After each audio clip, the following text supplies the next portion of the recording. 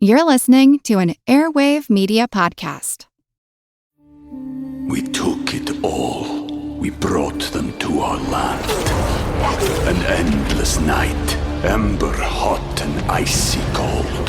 The rage of the earth. We made this curse.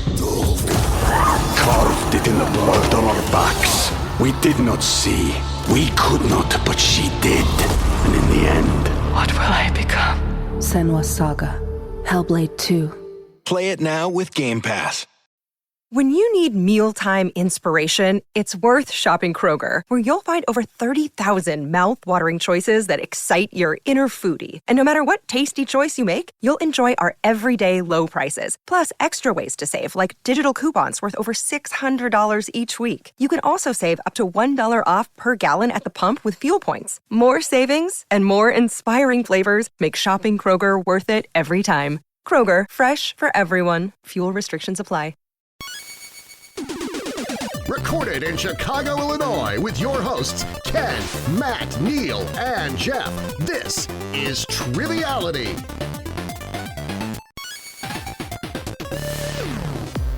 Hello and welcome to Triviality, the game where a lack of seriousness meets a little bit of knowledge. My name is Neil, and I'm sitting here with a full house. Not the show, but with Matt, Ken, and Jeff. How are you, Matt? You don't have to make that joke every time. That was the first time I made it. I disagree. Well, I like your hoodie that you're wearing today, Matt.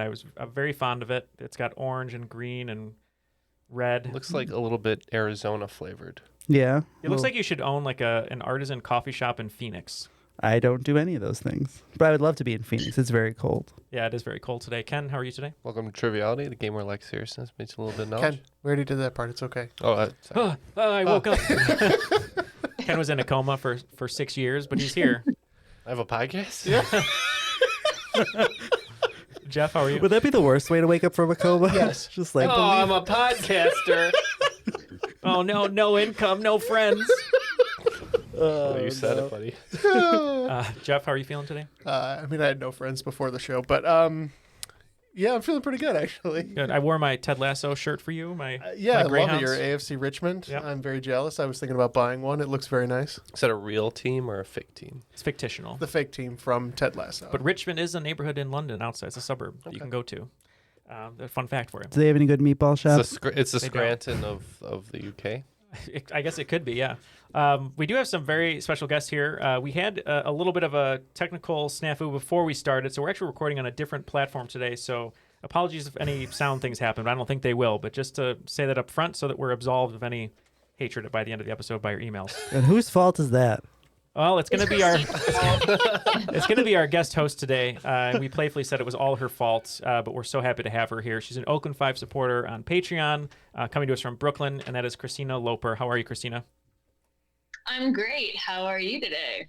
And really, before we cast aspersions, we should say it was just technical difficulties, which happens to everybody, all the time. Happens every including week. us, especially us. Computers are hard. Yeah. And they don't have pills for computer technical difficulties yet, so Pfizer, get on it. Yeah. Yeah, no, technology is not my strongest suit, and I'm very, very sorry for all the disturbances. Oh, don't apologize. No, wait, this is fun because we get to know you a little bit better, and we have to spend some time troubleshooting. So tell us a little bit about yourself and what you're up to over in Brooklyn. Well, I actually just moved to Brooklyn about 6 months ago, so I'm still fairly new to it. I used to live in Asheville, North Carolina, so definitely quite the change of pace. I'm an archaeologist. I work for a nonprofit called IRLab, stands for Institute in Research and Learning in Archaeology and Bioarchaeology. I moved to Brooklyn to pursue performance. I actually start at Lee Strasberg's Theater and Film Institute tomorrow. So wow. Congrats. That's awesome. So really cool. Got a lot going for you. And what's that like? Good luck to you at Lee Strasberg. You'll join illustrious students such as Marilyn Monroe and Laura Dern, and that's going to be awesome. So please keep us updated on that. Are they still there? Laura Dern she lives at the Lee Strasberg Institute. Okay. Yeah. But thank you very much for joining us. And you wrote today's game, but we need a competitor. And the person that brought us all together today is Christina's sister. So we'd love to introduce her, coming to us from Greenville, South Carolina. And that is Lauren Couchois. She's an Oakland 5 supporter as well. Thank you for joining us. Thank you, guys. I'm so excited to be here, and this is awesome. And we talked about how you found the show a little bit before we started recording, but you've been listening almost as long as we've been on the air, right? Yeah. Yeah, I found you guys early on in your first year, and I really tried to turn everybody I know onto it. I promoted you guys on Facebook. I tell complete strangers, like, hey, there's this really great podcast. You're out there doing your job. We appreciate it. We appreciate it. No, I really do. I tell everybody about you guys, so this is super cool for me. Let that be a lesson to you other listeners.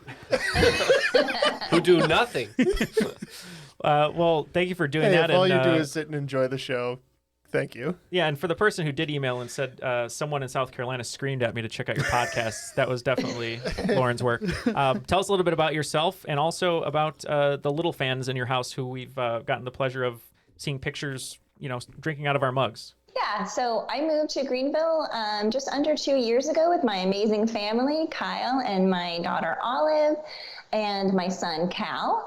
And Olive and Cal Pal are avid listeners with me. And I think I recently, or when I first reached out to you guys, credited them with, or credited you, sorry, with them being quiet in the car because I love to listen to you guys. So Olive and Cal Pal, they will probably listen to this one too. But I moved to Greenville. Shout out to them. And when they're a little bit cranky before bedtime, you just put on Triviality and very quickly they're right to sleep, just like whale sounds. Soothed. Yeah, soothed right to sleep. But I moved out here for work. I'm a registered dietitian. I work for the school district here in the food and nutrition department. And I oversee all of our farm to school activities. And the other big project that I do is I work with our special education students who may not be on track for their high school diploma, but we work with them to get employability credentials. So when they get out of high school, they can go into the workforce, and we help teach them some culinary skills. And that's probably the coolest thing I do here. Very cool. That's wonderful. Yeah, we have some experience here with Colleen and Angie, and Ken has subbed a little bit in some special education classes, so you do some very important work. So thank you for doing that. Oh, it's my pleasure. It is the best. So we do have two sisters here today. They aren't going to be fighting to the death or anything like that. Christina is going to be hosting, and Lauren is going to be playing. But Lauren, I believe you chose Jeff as your partner. Is that right? I did. I think we're going to, hopefully, our strengths will complement each other. I'm hoping. And if not, I apologize, Jeff, in advance. Oh, no worries. And I was told you're so excited to be on the show that you just can't hide it. Is that right? So your I'll team hold name? off on caffeine pills. I'm so excited. And so your team name today? We're going to be Spano's Excitement, like Jesse Spano. Awesome. So Spano's Excitement versus Matt, you and Ken? Yeah, we're going to stick with the Woe Bayside theme, and we're going to go with the Mario Lopez dispensers. All right. So Mario Lopez dispensers versus Spano's Excitement. I might play Quick Draw or just kind of hang out in the background and keep score. But in order to play the game, we need the rules. So let's hear them. The rules of the game are simple. 20 questions split into 2 rounds worth 10 points apiece. At halftime, there'll be a special swing round designed by this week's host. After regulation, players will enter the final round with the points that they've accumulated and will have a chance to wager 0 to 30 points on 5 categorized questions. At the end of the game, someone will be named the cream of the crop. I am the cream, the cream of the crop. All right. Well, Christina, feel free to take it away. We're excited to hear the game. Question 1. The average infant skeleton has about 231 bones, but the average adult human skeleton is comprised of 206 bones. This is due to the fact that many bones fuse throughout our childhood and adolescence during different phases of development. The last bone to fully fuse to complete an adult skeleton is also the most commonly broken bone and gets its name from the Latin translation of small key. What is this bone? Jeff, we can lock in. Oh, perfect. Christina, right. I listen sometimes when she talks, and I've heard this before. Oh, it's not because you're a prolific bone breaker? I am. Actually, it's one of the very few bones I've ever fractured is this bone. Yep. Okay. Wow. So knowing that she broke this... Okay, I don't know. So. Yeah. Clavicle, maybe? What makes you think it's clavicle? The Alkaline Trio song. I knew that's what it was, but that doesn't... I don't know. Yeah. I just don't know what else could be small key and what would be like especially breakable. Yeah, I always thought that the most broken bones would be something in your fingers, but I don't know what get fuses together there. So, I'm good with clavicle. All right, Lauren. So what were you thinking on this one? All right, I'm pretty sure it is clavicle. I fractured this playing rugby, and it hurt like a son of a gun, but I'm also pretty sure it's how you can determine age when you're studying bones. And it is your clavicle. Wow. The perks of being my sister and listening to me geek out on skeletons. Correct. Wow. Yeah, the only bones I've ever studied had David Boreanaz in it. Well, Matt, since the kids might be listening, I won't say what I want to say to you. I'll just say you are a poo-poo head. All right, fair enough. All right, question 2.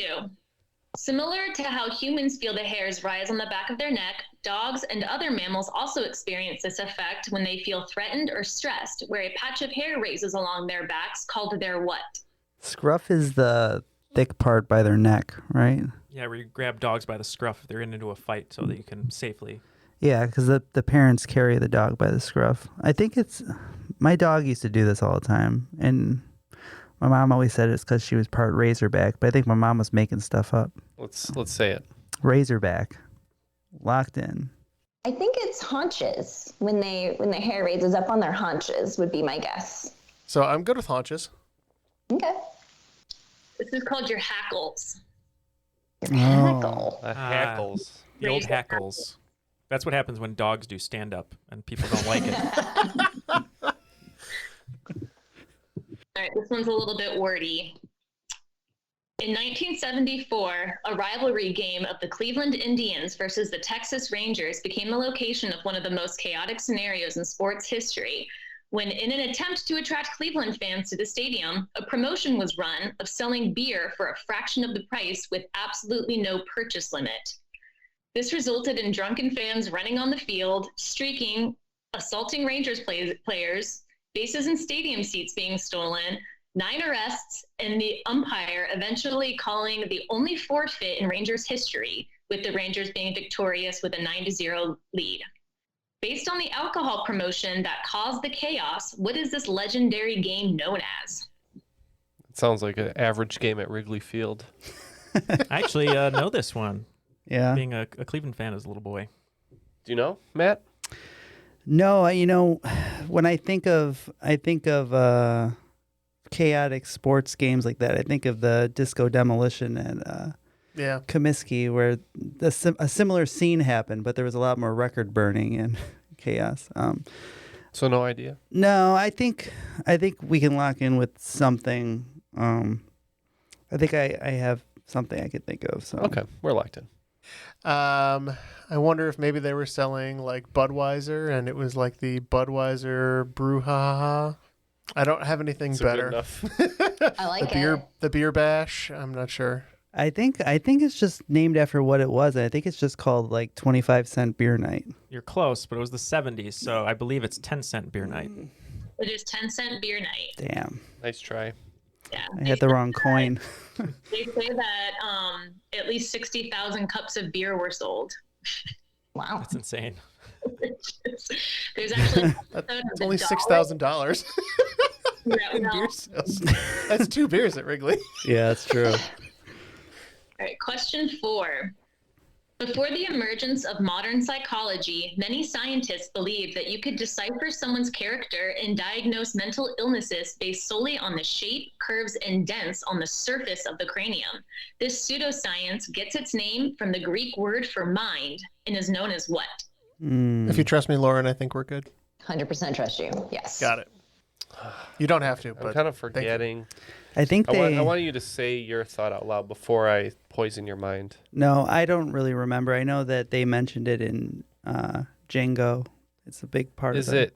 Is it phrenology? That sounds right. Yeah. Should we just go with that? Yeah, I'm good with that. All right. I think they're right. I think it's phrenology. It is phrenology. All right. Nice. Here, give me your head, Neil. Let me see. Okay. All right. We're going to start drawing Sharpies. This Sharpie lines region on it. means that... whoa, what was that? Oh, sorry. Didn't mean to touch that. Right, moving on. Please I like how much do. Neil just cracked himself up. Yeah. All right. Just happy to be here. I know. 5. In 2016, Hamilton almost broke the record for most Tony Awards won in a single year, with 16 nominations and 11 wins. However, what Broadway musical still holds the record for most awards from its 2001 debut, with 15 nominations and 12 wins? It transitioned to the screen 4 years later, starring its 2 original main characters. Yep, I think I know this one after a little bit of thought, so we're going to lock in. Yeah, this is not good for me. This doesn't sound like any musicals that I was really into. I guess we'll say Chicago, for lack of a better answer. Sounds good. Okay. I told Jeff it's kind of funny that he doesn't know it, if I'm correct, because, yes, I think you saw it. It's The Producers. Oh, son of a... No. We saw it together, I right? have seen it in theater. No, the musical we saw together. We saw it in theater.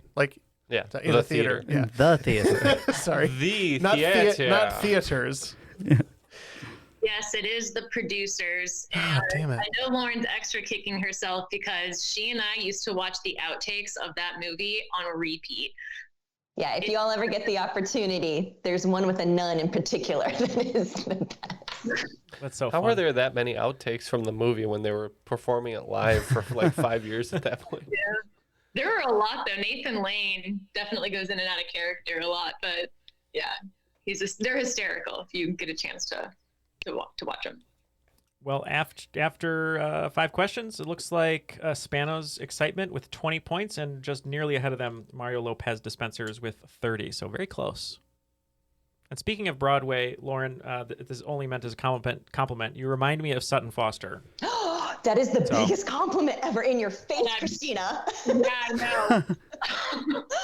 I love Sutton Foster, probably not as much as Christina does, but thank you very much. She made my year and it just got started. Didn't mean to start any sibling rivalries. Yeah. Oh, keep it coming. This is fantastic. Christina reminds us of Futton Soster. Right. Famed vaudevillian Lee Strasberg student, Futton Soster. Oh, my Lord. My notoriety. All right, question 6. What massive archaeological site is located deep in the Guatemalan forest, was considered the Mayan capital, and is also the filming location for one of the final shots in Star Wars: A New Hope? Do you know this one, Lauren? No, I haven't a clue, with the exception of the Shawshank little reference there. I'm struggling with the Tenochtitlan, but I think that became Mexico City, and so I don't know. That's my closest guess for Mayan capital. So, and that's kind of what I'm basing my answer on. So, sounds good to me. Well, we will go with Tenochtitlan. And I appreciate Jeff saying it out loud first, and I will also say Tenochtitlan. This is actually Tikal. Oh no!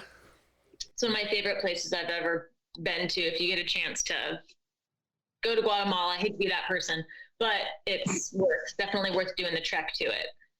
All right, question 7. Italian is considered one of the most romantic languages, but some of the most commonly known words in food are anything but beautiful. For 5 points apiece, what 3 Italian pastas translate in English to mean little pens, little tongues, and little worms? Well, I'm thinking linguini for linguistic, your tongue. Linguini would be a tiny tongue. I like that thought. For farm to school, we do a lot of vermiculture, which is with worm casting. So I was thinking vermicelli. Vermicelli, nice. Mm-hmm. And then the only other thing that I'm noticing between the two is that it ends in a I sound. So I didn't know, maybe cannellini or penne came to mind, but I think that's penne just because came it starts to mind, with pen. but just pen. Yeah. You seem to be very strong on these, so I will let you pick. Oh, that's a mistake, but okay. Well, if we get 2 of them, that's 5 points apiece. So yeah, linguini, vermicelli for sure, and let's just say penne, because if it's pen and it's not penne, then we'd kick ourselves, right? Yeah. All right, we too said penne and linguini, and I think for the other one, what did we say? Facili.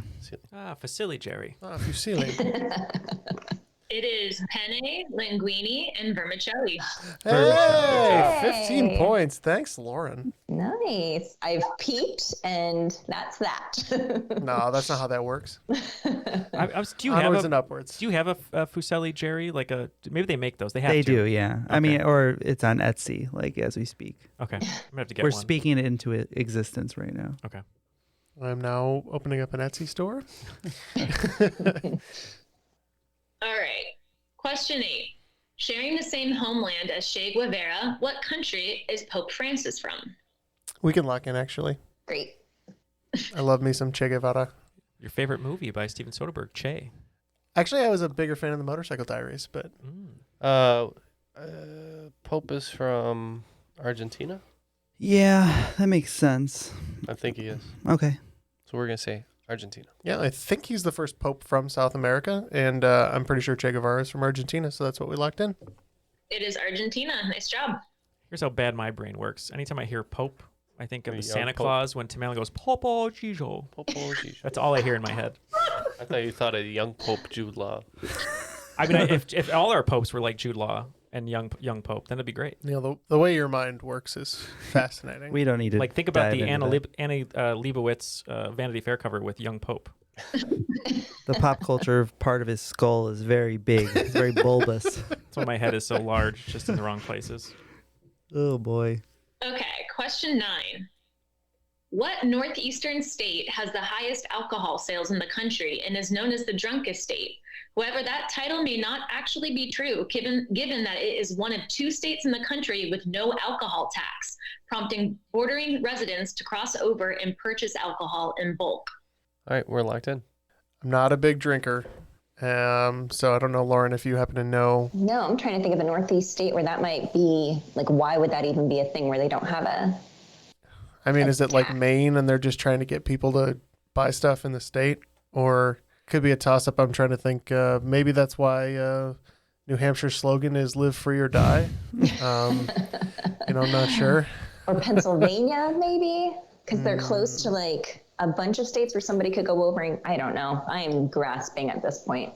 I like our joke, the joke answer of New Hampshire for Let's "Live Free do or it. Die." So, since we don't have any idea. Sounds good to me. Yeah, we're not 100% sure either. Haven't spent that much time in the Northeast, but we just went with Maine because why not? Live free or die. It is New Hampshire. Oh, wow. Way Love to be, it. Jeff. I love when a joke pans Freak out. luck. All right, question 10. This might be my favorite question. All right, question 10. At the peak of boy band mania, MTV debuted a satirical boy band movie and later spin-off TV show in the year 2000. Locked in. Yeah, same. Okay, go ahead. The fictional band's members included Jerry O'Keefe, Chad Linus, and Jason QT McKnight. Fiction or not, the band produced major hits like Say It, Don't Spray It, and the hardest part of breaking up is getting back your stuff. What was the name of this band? I'm pretty sure, Jeff. Okay, I'm That's with not you on this. O-Town? No, it's... Is this making the cut or whatever the... No, those show dreams. was? No. The dreams may have been liquid, but they were real. Yeah, that was a real band. This one had You Plus Me Equals Us as their other Exactly. top hit. We Know It's Together, You and Me Forever. Yep. Either together or to get her. Oh, that's right. I forgot there was that. Yeah, but it is Together. And let me tell you, me cleaning my house, listening to this album last night, it was lit in this house. It was amazing. Well, it looks like after the first round, we have some updated scores here. Team Mario Lopez Dispenser is picking up an extra 30, bringing their total to 60. And Spano's Excitement is picking up an extra 45, bringing their total to 65. Respect. So very, very close. Respect. And as we said at the beginning of the show, Lauren and Christina are both Patreon supporters. So if you'd like to join them in supporting us, you can go to patreon.com/Triviality Podcast. You get a bunch of extra audio content. We're going to be doing some special games and streams for Patreon members. Is that right, Matt? Yeah, there's going to be some new live streams. You can play along with us. That's going to be on our Twitch. There'll be more details in the crop. So if you're not following us on Facebook at the crop, you should probably get on over there. Yeah, and if you're on our Discord, Instagram, any of the social media channels that we have, we do our monthly crop drop, which is sort of an Ask Me Anything style episode each month. And you can join Christina and Lauren in sending in embarrassing questions for us to answer, which we will. We have no shame about. Yeah. Do we have a TikTok yet? We don't have a TikTok yet because I feel like if that happens, my world would devolve into darkness. Okay. So we don't have that yet. But Christina, why don't you let us know what the swing around category is today? We're excited. All right, today's swing round, I'm calling Diva's Lament. So I have 10 quotes said by 10 different notorious female singers, and you just have to match the singer to the quote. Some of these quotes are song lyrics, but most of them are not. All right, so I'll first start off and I'll read you the 10 women. We have Mariah Carey, Taylor Swift, Cher, Tina Turner, Nicki Minaj, Madonna, Britney Spears, Cardi B, Lady Gaga, and Dolly Parton. Quote 1, sick and perverted always appeals to me. Quote 2, men should be like Kleenex, soft, strong, and disposable. Quote 3, I've always been famous, it's just no one knew it yet. Quote 4, it costs a lot of money to look this cheap. Quote 5, all you need to do to be my friend is like me. 6, I will never give in to old age until I'm old, and I'm not old yet. Quote 7, time is irrelevant to me, I never wear a watch. Number 8, mind over matter, I don't mind and you don't matter. Quote 9, the cool thing about being famous is traveling. I've always wanted to travel across seas, like to Canada and stuff. And quote 10, be careful with me. Yeah, it's not a threat, it's a warning. Okay, we're going to spend some time going over these great quotes, and we'll be back with our wait, answers. You know, before we go to the break, I'm just going to get my advanced copy of this book I have. Let me flip to a page and get some good advice here. What is this, by the way, Neal? That is my new book coming out April 26th. It's called Being Patrick Swayze, Essential Teachings from the Master of the Mullet. And what advice am I reading right now? Right now you're reading the Swayze Sutra, which is ways to enhance make love or enhance your life by using moves that Swayze may have used. And since I've completed reading this book, I do feel more vitality, if you know what I mean. Oh, I know what you mean. I can see what you mean, too. So it also helps in that department, too, gentlemen, ladies. Well, yeah, and if you'd like to join Ken in getting the book... Not medical advice. Not medical advice, though. Yeah, if you want to help, support me, I'd appreciate it. After a few years of podcasting for you guys, you can go to trivialitypodcast.com/Swayze. It's SWAYZE. And up until March 1st, the publisher Chronicle Books is giving a little promo code for our listeners. Use the code Swayze. You'll get 30% off there. Or if you want to just buy it, at independent bookshop, which is great. It's worldwide at all your favorite indie bookshops, Amazon, bookshop.org, all good places like that. Even Target, if you want to go to Target for 10 minutes and end up being there an hour to pick up the book. But comes out April 26th. All the pre-orders are going to be super helpful. And also for listeners, if you buy it and you'd like a signed copy, if you can't make it to a signing, if we end up being able to do them, you can email me at beingpatrickswayze@gmail.com and show me a receipt, and I'll send you a custom book plate that you can put inside the book. There you go. All right, let's go to break. We took it all. We brought them to our land. An endless night, ember hot and icy cold. The rage of the earth. We made this curse. Carved it in the blood on our backs. We did not see. We could not, but she did. And in the end, what will I become? Senwa Saga, Hellblade 2. Play it now with Game Pass. All right, I've just completed Neal's book, and I lost the last 10 pounds that I've been trying to lose. It's amazing, this book. There is a Swayze workout in there. I'm not saying it has medicinal value, but, I've received these benefits. Draw your own conclusions. Draw your own conclusions.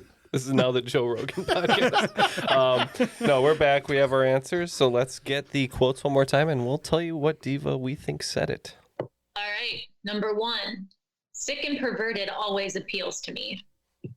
We thought that this one was Nicki Minaj. All right. We thought that one was Cardi B. That is Miss Erotica, Madonna. We used to have her sex book, my family household when I was a kid. Okay. It's a collector's edition. It's a collector's edition. Sometimes, Neil, you start a story, and you should have realized from the get-go. Just don't. When I used to have her sex book in my household as a kid. Well, everything about that sentence is wrong. Well, we're big pop culture collectors. We thought it would be okay. expensive one day, which maybe it did. But when I was saying that halfway Then through, it I was like, dipped "This is again. going to sound really weird when it comes out." It only cost you your family. All right. Number 2, men should be like Kleenex, soft, strong, and disposable. What do you want me to read to you tonight, Neil? Goodnight Moon or Madonna's sex book? Do you like this picture of her jaywalking naked on a desert street? We thought this one was Mariah. And I vaguely remember, or I'm making it up, that Cher once talked about or spoke about men being disposable. So we went Cher on this one. It is Cher. Nice. If I could turn back time, would have got that right. Then maybe you would have found the way. Yeah. All right, number 3. I've always been famous. It's just no one knew it yet. We said this one was Madonna, so wrong. Yeah. And we said this one was Minaj. This is Lady Gaga. That makes sense. Yeah, she grew up with a rather wealthy family. So. All right, number 4.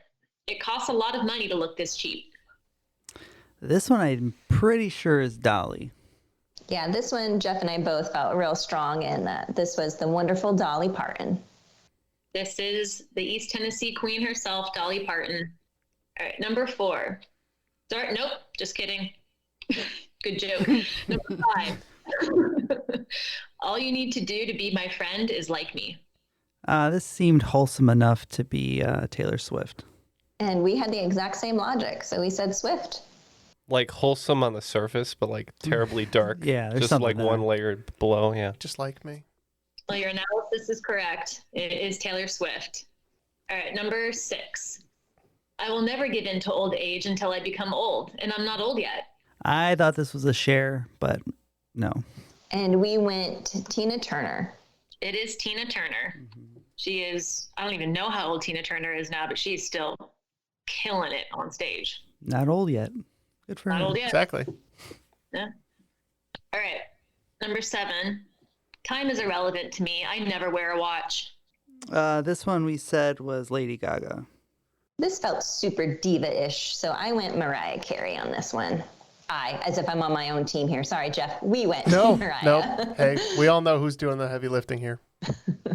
Oh, Lauren, you're right. It is Mariah Carey. All right. Number 8. Mind over matter. I don't mind and you don't matter. We thought this was Tina Turner. And we said Gaga. This is actually a song lyric from Nicki Minaj. Okay. Probably because I didn't rap it. It didn't come across. Great. That was the problem, yeah. All right. The cool thing about being famous is traveling. I've always wanted to travel across seas, like to Canada and stuff. I actually think I remember this quote. It might have been from that Diane Walters interview that she did when she was young, but I think it's Britney Spears. Yeah, we said Britney herself. It is Britney Spears. Did you say Diane Walters? I did. It's Barbara wrong. Walters. That's Or who I Diane meant. Sawyer. It was Barbara Walters. Baba? Yeah. All right, number 10. Be careful with me. Yeah, it's not a threat. It's a warning. We said Cardi. And we said Madonna. This is the regular, degular, schmegular girl from the Bronx, Cardi B. After the swing round, it looks like Mario Lopez Dispensers is picking up 20 points, bringing their total to 80. And Spano's Excitement is picking up 30 points, bringing their total to 95. All right, so round 2, question 1. The Australian flag shares the same colors as its mother country, England, red, white, and blue. However, during the Olympics, Australia bears the colors green and gold to represent their national flower. Not to be confused with the fleshy part that hangs from a rooster's throat, what is this flower called? That's fine. All right, we're locked in with garbage. Oh, yes. All right, Lauren. Did you hear anything in there that rang a bell? It's one of those frustrating things where I know I've heard this before, but I got nowhere with it, with the exception of trying to think about what that thing on a rooster is called. And is it called the gaggle? I think a gaggle is like a collection of Geese. Birds or geese, yeah. A gaggle of geese. Yeah. Why do I can't be a gobbler. That just seems... Yeah, I don't think that's... I feel like it starts with I want to say rosette, and that's the spots on a jaguar, so that's way off. But it like... You just made Neal very happy. Ken's looking at me waiting for you to go, strongest bite in the class. A jaguar? Jaguar. No, we can tap. I'm not coming up with anything. Okay. We wrote down gizzard, but I think that's like a turkey thing, and we just said crest. I think the gizzards are the internal organs. Maybe. This is called the waddle. Oh, interesting. That's because when they go waddle, waddle, waddle, waddle, waddle, that's where it comes from. Turkeys again. Have you ever killed a turkey with your bare hands? No. Just say that to someone out of place in a normal conversation. Jonathan, it sounded like Jonathan Frakes asking that. Oh my god! Have you ever killed a turkey with your bare hands? You ever done your taxes naked?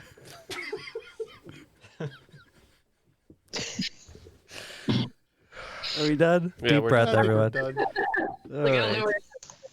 No, there's nowhere. It's preferably while you're reading Madonna's sex book. We're so far off the rails, we don't even see him anymore. All right, question 2.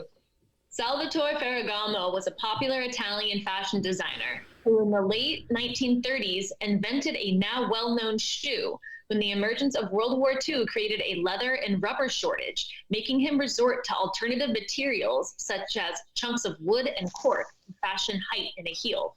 What is this shoe known as today? Do you know this? No, I haven't a clue. I think a cork. I think of a wedge because the majority of wedges I've seen are have that cork bottom. But yeah, I was thinking a similar thing with wedges. I mean, I've seen heels made out of cork, but usually, yeah, wedge. Sounds good to me. Yeah, and I think that these shoes might actually be more closely associated with Dutch and in that area, but we're going with clogs. It is the wedge. Nice. Good job. All right, question 3. Lucy in the Sky with Diamonds by the Beatles was playing in the background when a student from Arizona State University discovered partial remains of a hominid relative that we loosely call the missing link in evolution. Although mainstream media knows her as Lucy, what is the scientific name of her species? Yeah, so I think the other team was probably talking about how we're Homo sapiens. I'm just trying to think back. I mean, was she something like a Homo habilis, Homo erectus, Australopithecus? I'm just trying to remember. Neal, do you know any of those words? No comment. So, let's say Homo habilis as a guess. Sounds good to me. Idea. Yeah, we rest on Homo habilis as well, though everything you said we kicked around. This is a you know it or you don't. She is a Australopithecus afarensis. So, Didn't go far enough back. Yeah. I was thinking that too, but so if you had a slanted cranium, you didn't have frontal lobes, and so you did not have the genus Homo. Okay. Yeah. Question 4. If you have a food sensitivity or allergy to bananas, avocados, chestnuts, kiwi, apples, papaya, and melons, what you may actually have is a cross-reactive allergy to what common material, which shares proteins similar to those in the tree sap from which it's made? We can lock in, Jeff. Oh, wonderful. Oh. You do know food nutrition. I know allergies, so I think we're good. I actually might have that allergy. I'm pretty sure I do. I have to learn what it is now because maybe I do.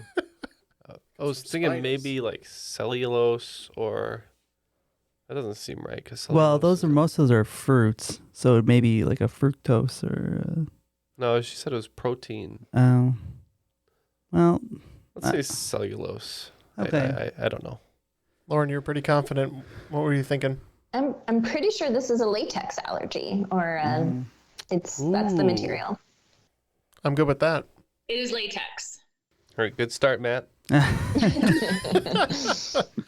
We're due. All right, this next one's kind of long, so I'll try to be quick. All right. Number 5. The legend of Red Ghost is an old tale from 1883 in the American Southwest, which entails an Arizona rancher finding an alleged 30-foot beast with a devilish-looking creature strapped to its back. The beast wreaked havoc on the area, scaring locals and even trampling a woman to death. The beast was eventually identified when a rancher rode up on it and realized that it was no more than the remains of a soldier strapped in the saddle of what animal? This animal was probably unrecognizable by the locals as it was imported to the U.S. as part of a government project to survey the terrain of the Southwest. But after the Civil War began, the project was abandoned and the animals were auctioned off, sold to the circus, or let go free in the wild. No, I mean, Seems a lot like of overkill for the other one.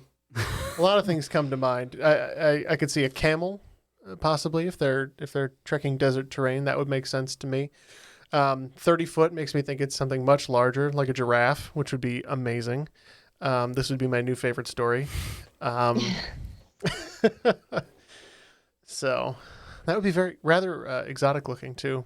You know, not something anyone would have seen. So I don't know if you like either of those or.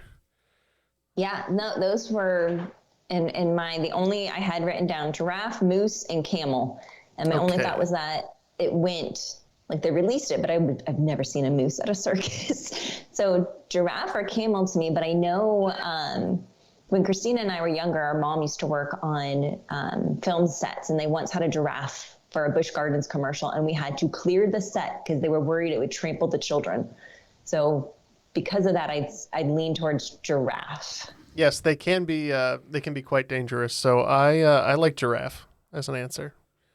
I like giraffe too. We said camel. I was saying elephant would be impractical. But, a giraffe makes sense because actually you would be riding it pretty high and you'd be able to see around for the surveying. And they're used to desert areas. Yeah, we said camel. Well, it was allegedly 30 feet. It is a camel. All right. Yeah. Giraffe would have been cool though. I kind of wanted it to happen. I was trying to will it into existence. I know. I felt really bad. I could see how much you wanted it. Like giraffes. Sorry, So. yeah. After 5 questions, looks like Team Mario Lopez Dispensers only picked up 10 points, so they're going to be at 90. And so excited, I completely forgot the Just name. can't hide it. Yes, thank you. They picked up 20 points, so they're going to be at 115. Team too excited. Too excited. Spano's excitement. Mm-hmm. Okay, question 6. What Japanese cuisine is a staple noodle variety in the region of Nagano, is made mostly or entirely out of buckwheat, can be served hot or cold, and is considered the healthiest noodle due to its low fat content? Locked in. Yeah, I put my pen down when you said Japanese cuisine. And you looked at Ken and you were like, I don't have to worry about this. Do you have any thoughts, Jeff? I'm trying to think of Nagano noodles that I know. I don't know. Good alliteration. Udon noodles, soba noodles. What do I know about noodles? Not enough. Do you have any idea? The one thing that popped to my mind was udon. Udon? Okay. Mm-hmm. That was one of the ones that I had possibly thought. So we can go with udon. The key to this one is the buckwheat, which is the soba. It is soba. Nice stuff. Okay. Question 7. My inner What nerd. Japanese? No. My inner In nerd. Ken's favorite anime. All right, question 7. In the TV series Outlander, Claire gets stranded on an island and must survive on her own. Being an educated woman and doctor, she remembers the survival rules of 3, which state what? I've never seen Outlander. No, you don't need to. You just need to know how to survive. Survive! I don't know how to do that either. For someone who hates the outdoors, I think I know these 3. Yeah.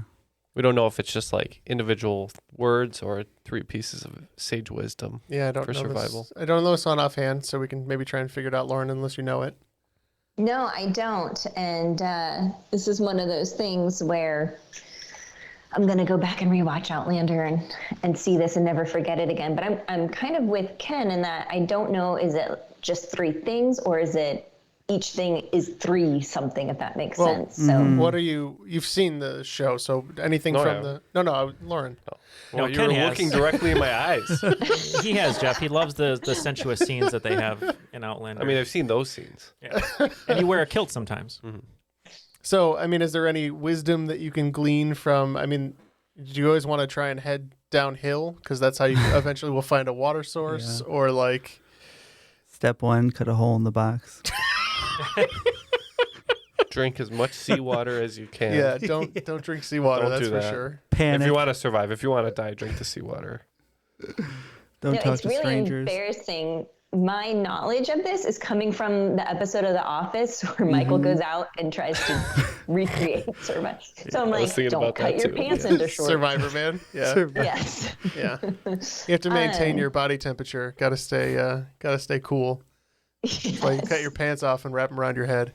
Eat any wild mushrooms you So find. you don't know? No, I don't know. What's your guess? I mean, to me, the three would be food, shelter, water, right? That's your three things. I mean, those are trying to those are your survive. staples you need. Yeah. Yeah, how about that? We said that too. So are those your loose answers? Mm-hmm. tight answers.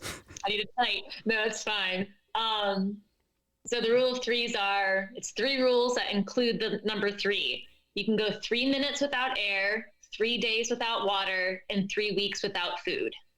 Oh, okay. 3 minutes without air. Yeah, right? Really long. Tell that to Kate Winslet. Let's test it out, Jeff. 3 months without recording an episode of Triviality. Question 8. New Zealand artist Rachel Smythe created a webcomic about a modern retelling of Persephone and Hades' romance.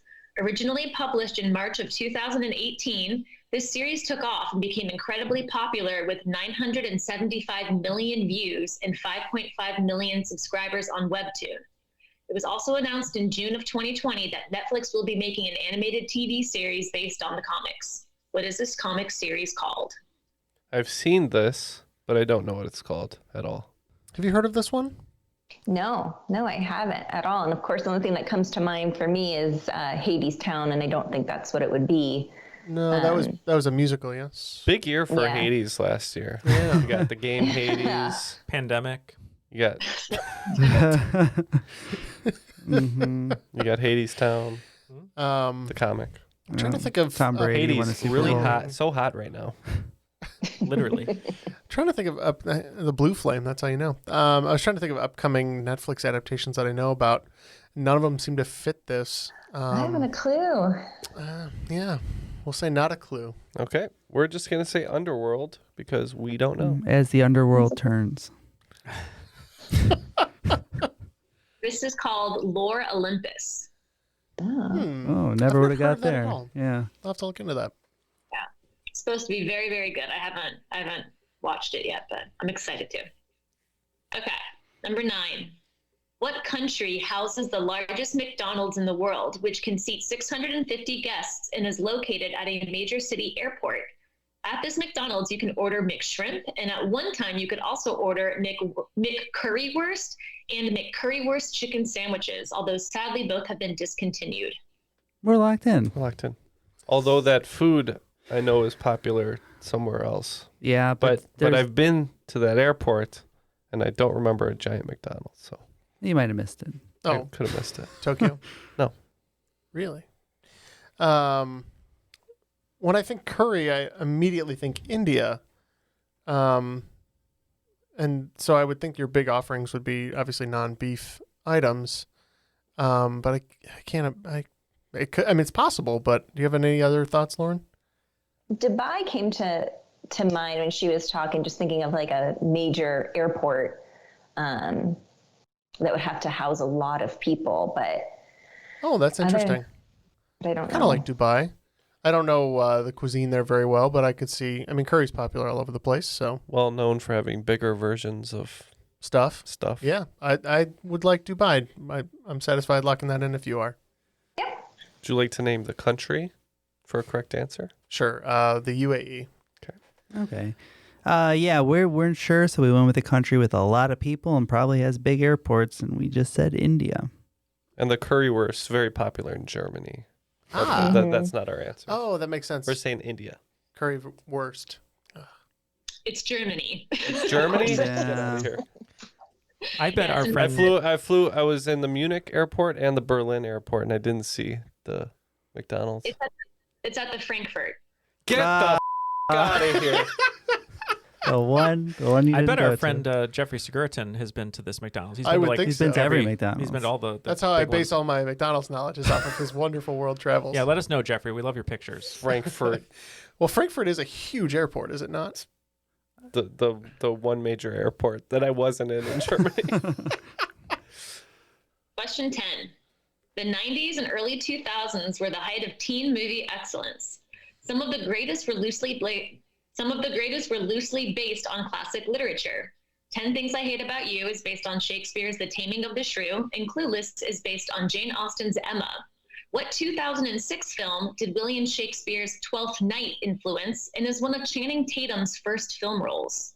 I think I know this one, Lauren. Good. I had lunch with one of the actors from this movie, and I specifically asked him about this movie, and he's like, no one ever asks me about that movie. So it was great. The director? One of the actors. Oh, the actor. Yeah. Which actor? I don't want to give it away. He's from Step Up we're to the locked in. Streets. We're locked Well, then I wouldn't know. How would I know that? Either way, we're locked. What'd you say? Yeah.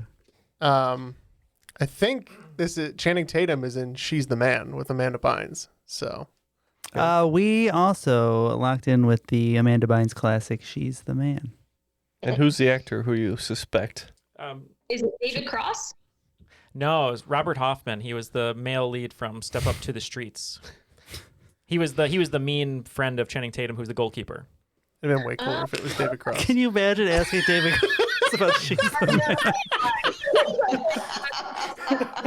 It's like, dude, of all the things I've done. Well, no, I asked him about it because I worked with a guy who was a b-boy, who was a break dancer, and Robert Hoffman is a classically trained dancer. He once had the world record for the most pirouettes in a row, but he went to my friend to learn how to break dance, and so my friend hooked me up with him when I was in LA once, and we were just talking. I was like, I've seen She's the Man like 20 times. He's like, no one has ever said that to me.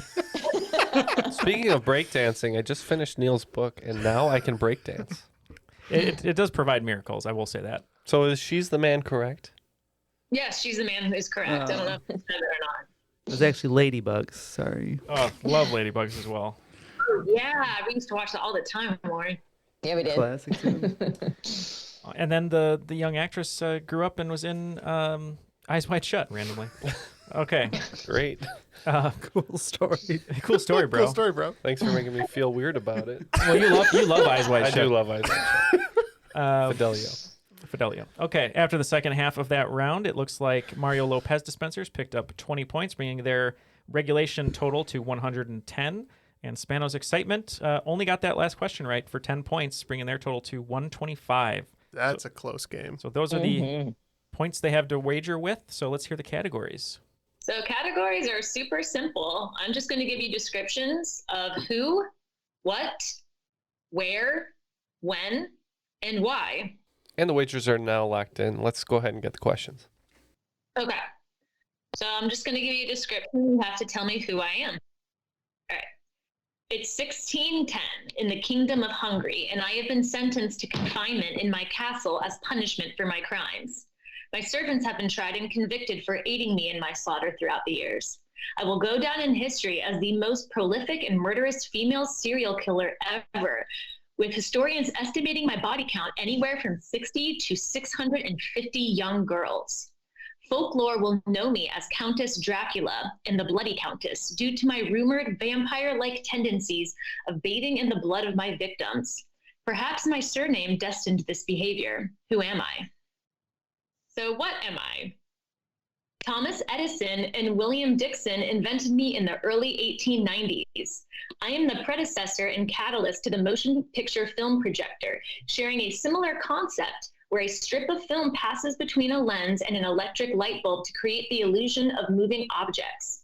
Unlike the film projector, I am a single-person viewing device where one person can look through the peephole at the top of me to witness various moving objects and animals. What am I? Okay. Where? I'm in the driest non-polar place on Earth. So dry, it gets less than 1 millimeter of precipitation each year, and some areas have even reported no rainfall at all. This natural feature spans across 4 countries and is situated along 2 mountain ranges, the western side of the Andes and the Chilean Coast Range. Where am I? When? It is quite the eventful year in the U.S. In this year, George Washington was sworn in as president for his second term and held his first cabinet meeting as president. He also laid down the cornerstone in the United States Capitol building. Another cornerstone was laid this year as my alma mater, UNC Chapel Hill, which celebrates University Day every October 12th to commemorate the first construction of Old East, which is the oldest university building in the country. Also in this year, a yellow fever epidemic broke out in Philadelphia, killing thousands. This year also held significant events to the French Revolution with the execution of Louis XVI and Marie Antoinette. And shortly after, the French First Republic declared war on Great Britain, the Dutch Republic, and Spain. What year is this? Why? I'm at the dentist awaiting a filling. The dentist enters and gives me a shot of Novocaine to numb me for the procedure. Shortly after, I start to panic as I can still feel some parts of the drill. This is exactly why I hate coming here. The dentist quickly shoots me up with more Novocaine. They end up having to give me 20% a higher dosage than the average person in order to numb me fully. What gene mutation and phenotypic trait might I possess that explains this? All right, I better bust Neal's book back out and see if I can find these answers in it. We'll be right back. And we're back. I thumbed through Neal's book and I learned Kung Fu and classical piano. However, I don't believe I found the answers for these questions in it. No, but if you do go to trivialitypodcast.com/Swayze, you'll get 30% off for your next copy of the book, and maybe that'll make you feel better. All right, there's that. Let's get the questions one more time and just accept our fate, Matt. Sounds about right. All right, so for who is Countess Dracula and the Bloody Countess? All I could really go off of for this one is that, like, in fiction, when there's usually like a female Baroness vampire, it's usually Carmilla. So that's what we put. All right, for 15 points. I actually had seen this come across my radar the other day, but this was something I had heard before. And we said Elizabeth Bathory. This is Elizabeth Bathory. Or Bathory, yeah. Oh. No He's wrong. No oh my points. God. All right, what? So what is the predecessor to the motion picture film projector? We weren't sure about this one either. We just said Nickelodeon. We think that's like the theater, but that's the best we could come up with. And this was all Jeff on this one, but we said kinetoscope. It is the kinetoscope. All right, where? What is the driest non-polar place on Earth in between the Andes and Chilean coast range? Best we could say with that geography for 10 points, we said Patagonia. I think this is the Atacama Desert. This is the Atacama Desert. Also, Goodbye, all of our points. Also known as the Oxford Comma Desert. Also a hill I would die on.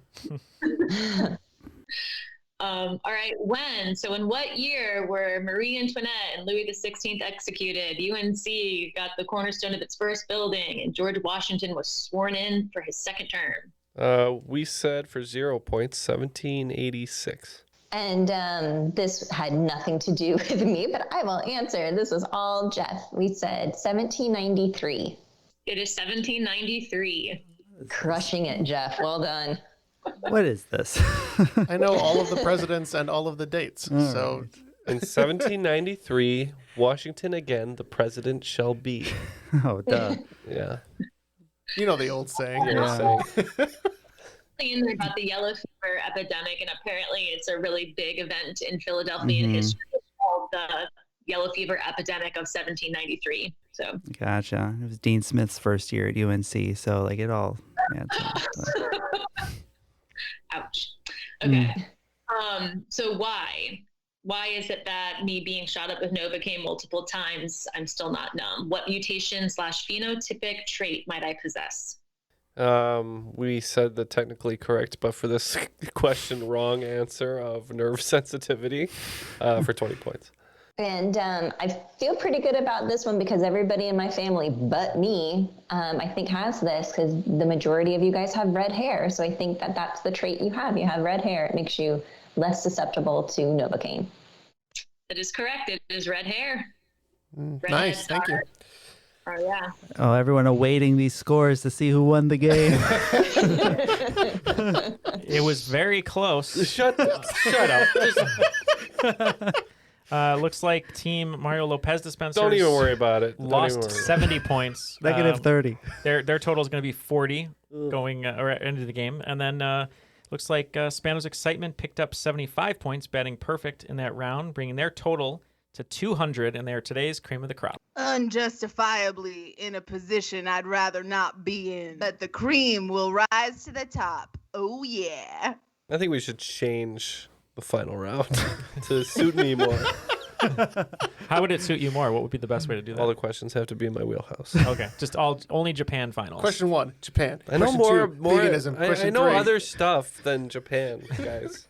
This is a stereotype. The internet has spoken. Me. You don't. You know guys spoke. German and McDonald's. You seized the internet against me. Well, yeah. Congratulations to Jeff and Lauren.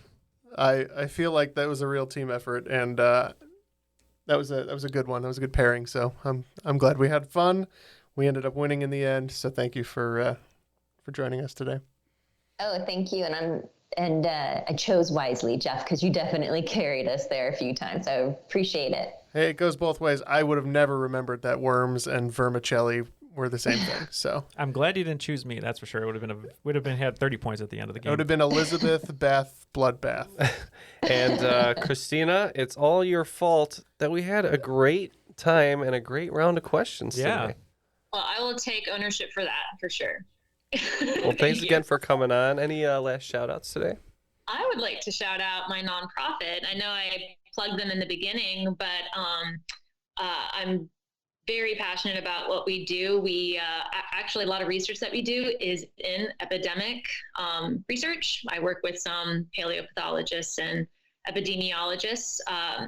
So if you're interested or enthusiastic about archaeology or bioarchaeology, we do take donations. Our webpage is irlabnp.org, and all donations are tax deductible. Any little bit or any amount is appreciated. Any amount is appreciated. But even if you just want to go browse the webpage and take a look at what we do, or if you're an aspiring archaeologist and you want to be in the field, you can apply for one of our field schools through there as well.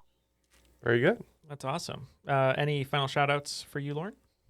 Yeah, I would love to shout out to all the school nutrition professionals, definitely across our country and worldwide. They're usually the unsung heroes of, our society in general. But with the pandemic, especially in the beginning when we didn't know what this was and everybody was told to stay home and hunker down, we were out there and making sure that those children were fed. And it's a huge task that you all take on every day. And I'm just very appreciative to all of you out there.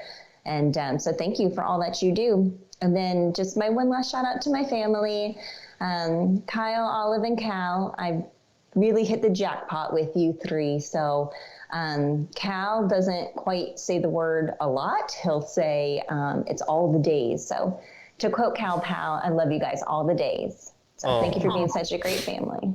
We shouldn't even do our close because that was so sweet. That was sweet. That was. We must. We must. You're right. We must persevere. We will trample over that with our nonsense. To all of our listeners and Patreon supporters, we love you all the days, and we'd love to thank Matt, Ken, Jeff, myself, Lauren, and Christina.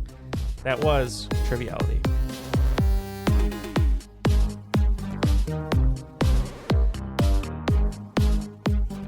Birds are geese, yeah. Gaggle of geese. Not a gobbler.